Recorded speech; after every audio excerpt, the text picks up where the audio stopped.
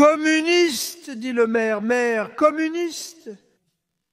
Un socialiste musulman du Parti démocrate a remporté les élections à New York, considéré comme le centre du capitalisme mondial. Comment est-ce que c'est même possible ? Zokran Mamdani, candidat démocrate, a gagné la mairie de New York et deviendra à 34 ans le premier maire musulman de la plus grande ville américaine. Son triomphe marque une victoire majeure pour l'aile progressiste des démocrates, sur fond de débats internes sur la stratégie face à Donald Trump, qui a attisé la colère. Bloquer les fonds fédéraux pour la ville, si Mamdani est élu à ce poste, suscite l'espoir que tout n'est pas encore perdu pour le Parti démocrate. D'un autre côté, les républicains ne sont clairement pas ravis de Mamdani. Par exemple, Trump a déclaré que Mamdani est un islamiste qui n'a gagné que parce que Trump lui-même n'était pas sur les bulletins de vote, et aussi à cause du shutdown.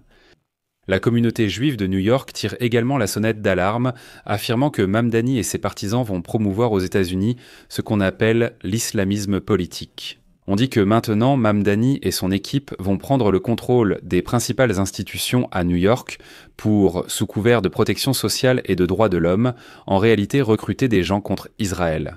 Mais quoi qu'il en soit, les démocrates aux États-Unis ont remporté toute une série de victoires lors des élections du mardi 4 novembre, la première grande course électorale aux États-Unis depuis que le républicain Donald Trump est redevenu président. Cela a donné un élan au Parti démocrate affaibli avant les élections au Congrès de l'année prochaine.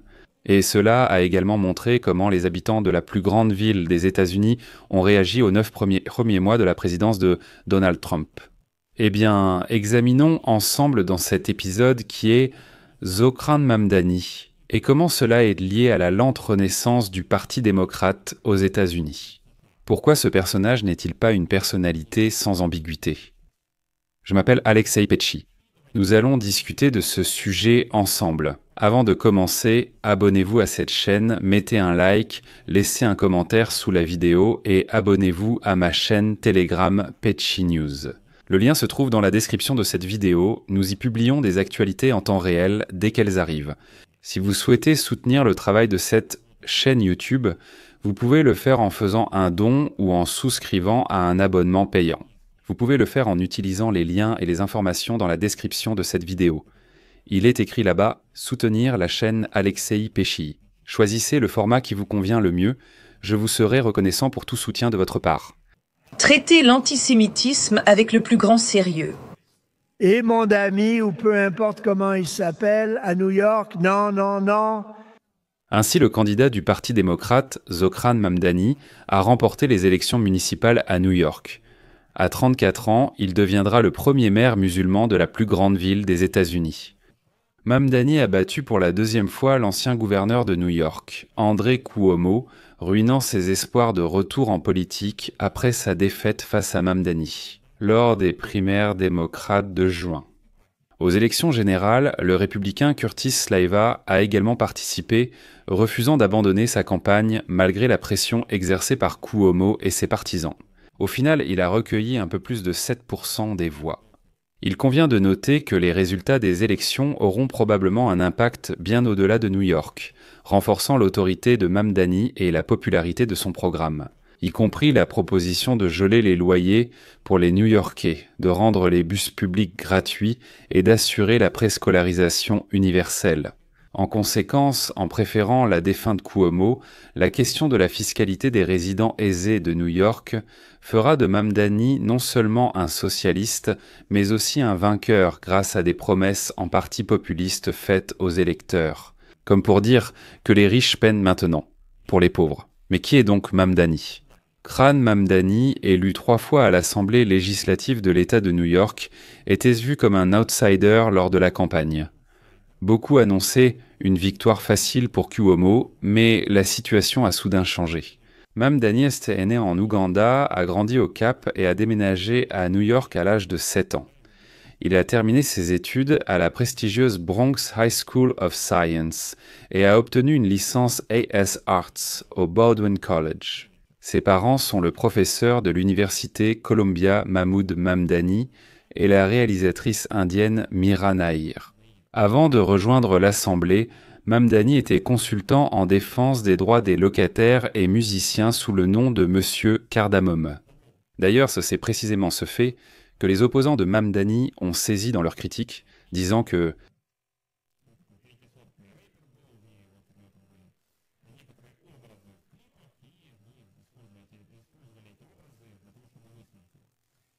Mamdani montait régulièrement dans le classement des candidats au poste de maire. Il publiait constamment des vidéos sur les réseaux sociaux, notamment des interviews avec des électeurs qui ont soutenu Donald Trump en 2024 en raison du coût de la vie élevé. Il enregistrait des vidéos pour différents publics et s'adressait aux électeurs en plusieurs langues, notamment en ourdou, en bengali, en espagnol et en arabe. Dans l'ensemble, il faut reconnaître que même si la campagne électorale était très populiste, elle a tout de même fonctionné. L'une de ces vidéos, devenue virale, portait sur un sujet que le politicien a appelé l'inflation halal. Il a décidé d'interviewer des vendeurs de viande de rue sur le coût élevé de la gestion d'une entreprise de vente de nourriture de rue à New York. Et voilà, avec la hausse du prix du riz et de la viande. Mamdani a expliqué en détail comment les barrières bureaucratiques dans la ville sont en partie responsables des prix élevés. Sous-titre d'Imator Zoc.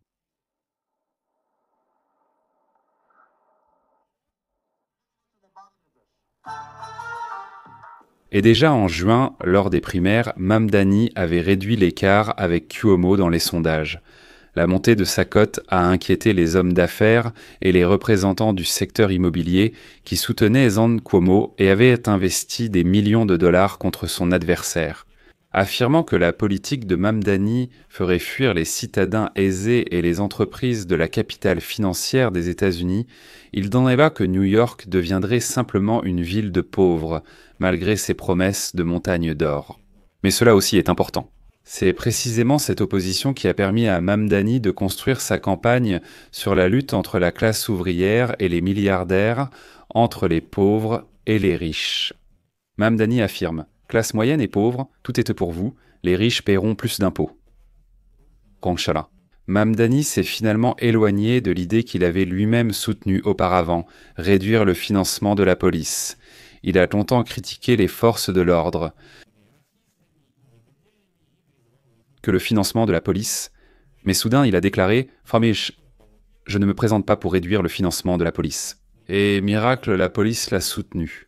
Bien que ce même Mamdani ait un jour déclaré qu'il ne serait pas contre la décriminalisation, par exemple de la prostitution. Au final, Mamdani a qualifié le vote de choix entre l'oligarchie et la démocratie. Mais Mamdani, le jour des élections, a voulu prouver une fois pour toutes qu'il était avec tout le peuple et toutes ces classes sociales. Alors que plus d'un demi-million de New-Yorkais votaient par anticipation, Mamdani était partout.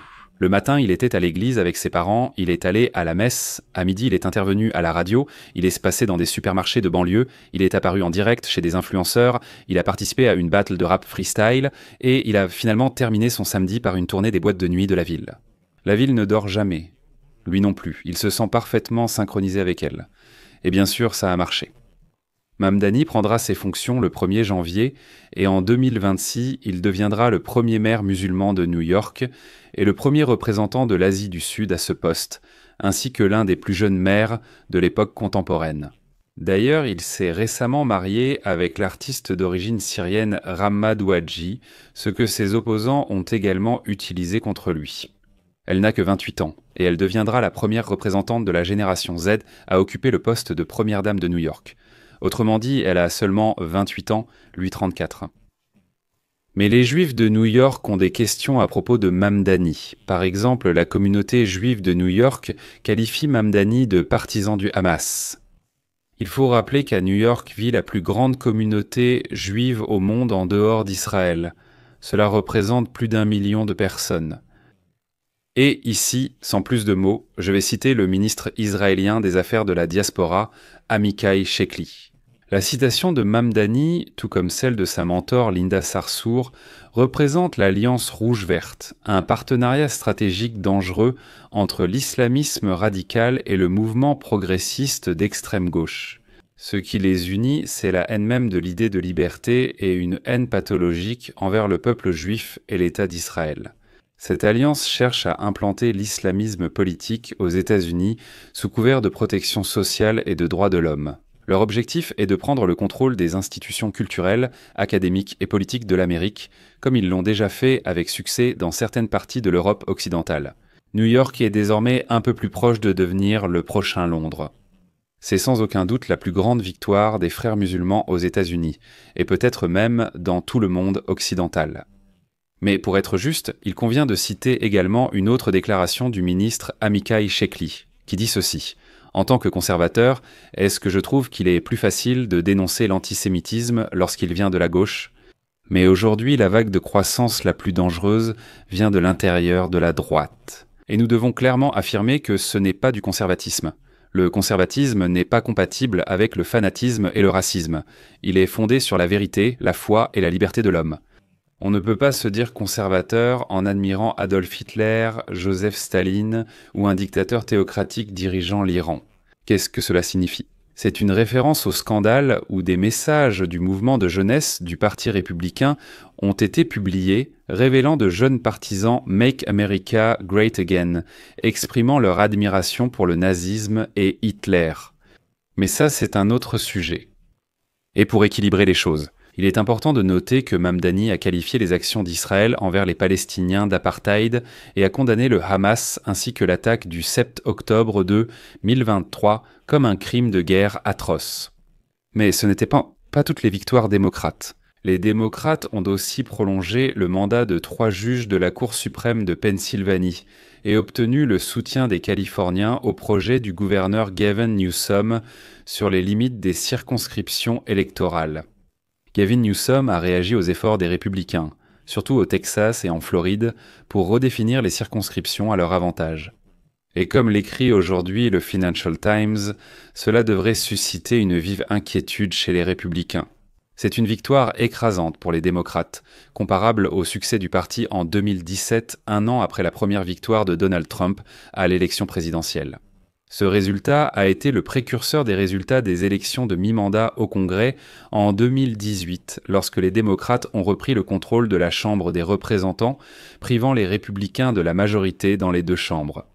On peut s'attendre à une évolution similaire en 2026, d'autant plus qu'actuellement, la majorité républicaine à la Chambre des représentants n'est que de 3 sièges. Et pour finir, je vais citer les mots de Donald Trump. Aujourd'hui, Trump a écrit que la défaite des républicains a 2 raisons. Son nom ne figurait pas sur le bulletin de vote et le shutdown. Faux.